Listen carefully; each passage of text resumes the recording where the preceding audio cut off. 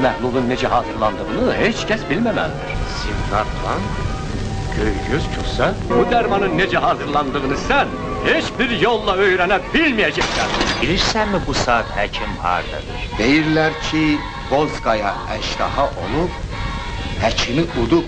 Göz Kosa! Bəli, Göygöz Kosa! Sən söz verdin, and içdin. İgid öz andından dönməz. Bağırma Kosa! Elə çığıraram ki, qulaqların batar. Nə məliyirsən? Mətanət bacı! Mətanət bacı! Sən ki, yaxşı bilirsən danışdan, yoxsa o məni daşa döndərmək istəyir, mən qorxuram. Bunu da daşa döndər. Mətan!